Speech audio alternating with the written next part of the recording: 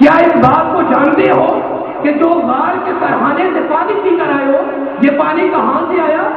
عرض کرتے ہیں یا رسول اللہ میرا کام تھا پانی پینا، میرا کام تھا پانی پینا، وہ میں پی کر آ گیا، اب پانی کہاں سے آیا؟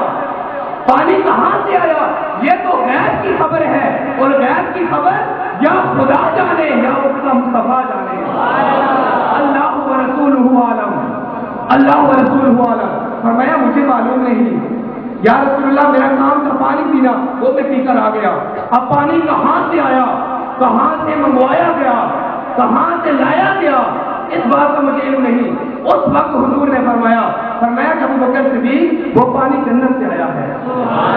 جب تو چلا نا پانی پینے کے لیے، ادھر رب نے فرشتوں سے فرمایا جاؤ، آج مصطفیٰ کا یار پانی پینے کے لیے غار کے سرحانے چل پڑا ہے، اور وہاں پانی نہیں ہے، وہاں پانی نہیں ہے، لیکن تم جنت کی ایک نے غار کھول تک پہنچا دو تاکہ مصطفیٰ کا یار ابو بکر صدیق جا کر پانی پی سکے۔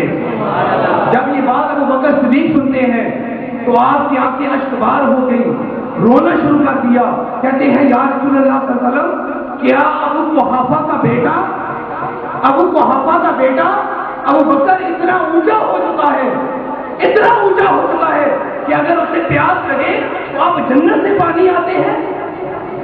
یا رسول اللہ ابو قحافہ کا بیٹا ابو بکر اتنا اونچا ہو چکا ہے، اگر پیاس لگے تو جنت سے پانی آتے ہیں۔ حضور نے فرمایا ابو بکر صدیق نہیں، تیری شان کے آگے یہ تو حقیر سی بات ہے، تیری عظمت کے آگے، تیرے نفت اور تیرے مقام کے آگے یہ تو چھوٹی سی بات ہے۔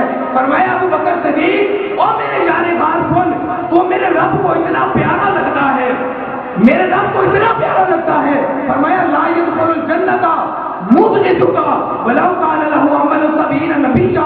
فرمایا کہ اگر ایک بندہ میدان محشر میں 70 نبیوں کے برابر نیکیاں لے کر آئے، لیکن اے ابو بکر اگر اس کے دل میں تیرے خلاف بغاوت ہو، اگر تیرا بغض ہو، میدان حشر میں 70 نبیوں کے برابر نیکیاں بھی لے کر آئے، لیکن اللہ نے اس بندے پر جنت کو حرام کر دیا ہے۔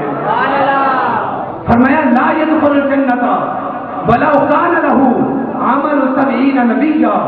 فرمایا کہ وہ بندہ جو اس کے دل میں تیرا بغض ہو، تو اس سے نفرت کرتا ہو، تیرے ساتھ عداوت رکھتا ہو، تو اس سے بغض رکھتا ہو، اگر میدان حشر میں 70 نبیوں کے برابر بھی نیکیاں لے کر آئے، اللہ نے اس بندے پر جنت کو حرام کر دیا ہے۔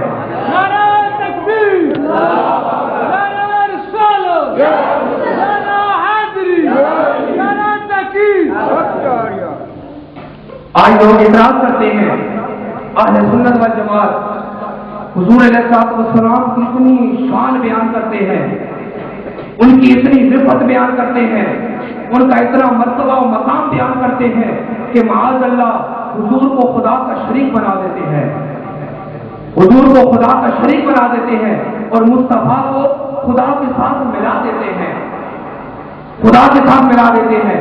میں نے کہا وہ بدبخت ہمارا عقیدہ سننا ہے، اہل سنت کا عقیدہ سننا ہے، تو سن، ہم حضور کو خدا کا شریک نہیں مانتے، مصطفیٰ کو خدا کا شریک نہیں مانتے۔ تو یہ کہتا ہے کہ اگر مصطفیٰ کو خدا کا شریک بنا لیا جائے تو مصطفیٰ کی شان بڑھتی ہے، اور ہم یہ کہتے ہیں کہ اگر مصطفیٰ کو خدا کا شریک بنا لیا جائے تو مصطفیٰ کی شان بڑھتی ہے، مصطفیٰ کی شان کم ہوتی ہے۔ کیوں؟ اس لیے کہ مصطفیٰ یہ خدا کی شریک نہیں، مصطفیٰ یہ شریک خدا نہیں، بلکہ ہمارا یہ عقیدہ ہے کہ اہل سنت کا یہ عقیدہ ہے، یہ ہمارا برہم ہے، یہ ہمارا ایمان ہے، یہ ہمارا اعتقاد ہے کہ اہل سنت کا یہ منصب ہے کہ مصطفیٰ یہ شریک خدا نہیں، یہ حبیب خدا ہے، یہ شریک خدا نہیں، یہ حبیب خدا ہے۔ اس لیے کہ شریک کی شراکت ہوتی ہے، شریک کی شراکت ہوتی ہے، اور انگلش میں کہتے ہیں کہ پارٹنر کو شریک کہتے ہیں، کہ اگر ایک بندہ انہوں نے مل کر کوئی کام شروع کیا، آدھا سرمایہ ایک کا لگا آدھا دوسرے کا لگا. اس کا مطلب یہ ہوا کہ وہ دونوں پارٹنر ہیں, وہ دونوں شریک ہیں. اور اگر آپ نے مثال دے رہا ہوں, ایک برتن کی دکان بنا لیتے ہیں, آپ کے ساتھ کوئی پارٹنر ہے, کوئی آپ کا شریک ہے, برتنوں کی دکان بنائی, اور آپ ایک دن کہتے ہیں بھائی یہ جو برتن ہے یہ میں توڑنا چاہتا ہوں, یہ جو برتن ہم نے دکان میں سجا رکھے ہیں یہ ہم توڑنا چاہتا ہوں. تو ایمان سے بتائیں وہ بندہ آپ کو توڑنے دے گا؟ وہ کہے گا بھائی نہیں, تو سارے کا مالک نہیں, تو آدھے کا مالک ہے. اگر تو نے توڑنا ہے تو اپنا حصہ الگ کر لے, اپنا حصہ الگ کر لے. تو شریک ہے, تو پارٹنر ہے, سارے کا حصہ نہیں. وہ ایک شریک ہے, ایک شریک ہے جو برتن نہیں توڑنے دیتا, برتن نہیں توڑنے دیتا. اور یہ حبیب ہے, ادھر 14ویں کا چاند چمک رہا ہے, 14ویں کا چاند چمک رہا ہے. عرض کرتے ہیں مولا چاند کو توڑنا چاہتا ہوں. فرمایا مصطفیٰ چاند کو توڑ کے رکھ دے, تو شریک نہیں تو حبیب ہے. مولا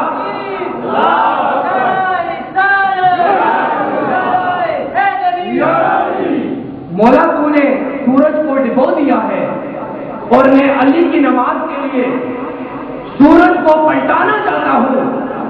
یہ تیرا قانون قدرت ہے, تو نے تو سورج کو ڈبو دیا اپنے وقت پر. اب میں نماز عصر کے لیے, علی کی نماز کے لیے سورج کو لوٹانا چاہتا ہوں. فرمایا مصطفیٰ تو سورج کو پلٹا کے رکھ دے, تو شریک نہیں تو حبیب ہے. بولا تو نے بے جان پتھر پیدا کیے, میں ان پتھروں سے کلمہ پڑھانا چاہتا ہوں جو ابو جہل لے کر آیا تھا پڑھیا. فرمایا میں ان سے کلمہ پڑھانا چاہتا ہوں. فرمایا مصطفیٰ دل ہے تو کلمہ پڑھا, دل ہے تو درود پڑھا, اس لیے تو شریک نہیں تو حبیب ہے. یہ ہمارا عقیدہ ہے کہ مصطفیٰ کریم یہ شریک خدا نہیں, یہ حبیب خدا ہے, یہ حبیب خدا ہے.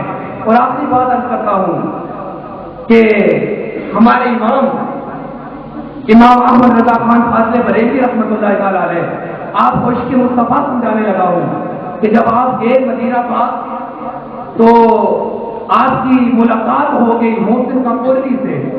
یہ محسن کاکوروی کہ جسے فن نعت گوئی کا امام کہا جاتا ہے, محسن کاکوروی فن نعت گوئی کا امام, اس سے ملاقات ہو گئی. اس نے کہا کہ اعلیٰ حضرت سے, کہنے لگا کہ امام میں نے مدینہ کا منظر دیکھ کر, میں نے قبر رسول کا نظارہ کر کے میں نے ایک شعر کہا ہے, اور وہ شعر آپ کو سنانا چاہتا ہوں. ملک صاحب وہ شعر آپ کو سنانا چاہتا ہوں. آپ نے فرمایا کہ وہ کیا شعر ہے, سنا تو صحیح.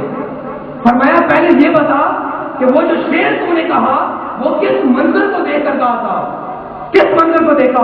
اس نے کہا کہ آقا اے حضرت ہمارے امام, ادھر ہے حضور کا گنبد خضرا, ادھر ہے حضور کی قبر مبارک, اور سامنے ہے کھجور کے 2 درخت. بس میں نے اس منظر کو دیکھا, میں نے اس کا نظارہ کیا تو میں نے ایک شعر کہہ دیا کہ ادھر ہے حضور کا گنبد خضرا, حضور کی قبر مبارک, اور اس کے سامنے ہے کھجور کے 2 درخت. بس میں نے اس کی منظر کشی کی ہے اپنے شعر میں.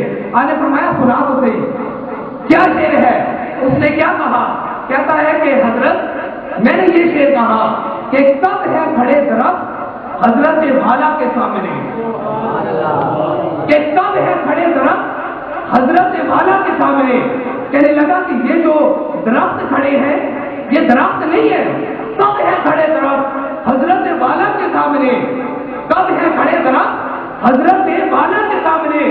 مجنو کھڑے ہیں خیمہ لیلا کے سامنے, مجنو کھڑے ہیں خیمہ لیلا کے سامنے. جب اعلیٰ حضرت نے یہ بات سنی آپ نے رونا شروع کر دیا. آپ نے فرمایا محسن کاکوروی اور میرے یار منظر تو بڑا اچھا تھا, بڑا پیارا منظر تھا, لیکن تو نے حضور کے شہر کی توہین کر دی ہے, تو نے مصطفیٰ کے شہر کی توہین کر دی ہے. مجنو کہتے ہیں پاگل کو, اور تو نے مصطفیٰ کے شہر کے درختوں کو پاگل کہہ دیا, اور حضور کے گنبد خضرا کو تو نے خیمہ لیلا کہہ دیا کہ یہ خیمہ اس کا لیلا کا خیمہ ہے. تو نے اسے لیلا کا خیمہ کہہ دیا, اور جو درخت کھڑے ہیں تو نے انہیں مجنو کہہ دیا, پاگل کہہ دیا. تو نے مصطفیٰ کے شہر کی توہین کر دی. تو کہنے لگا کہ حضرت پھر آپ بتائیں مجھے کیا کہنا چاہیے. میرے ذہن میں جو بات تھی، میرے فکر میں جو بات تھی، وہ میں نے تو کہہ دی. اب آپ بتائیں مجھے کیا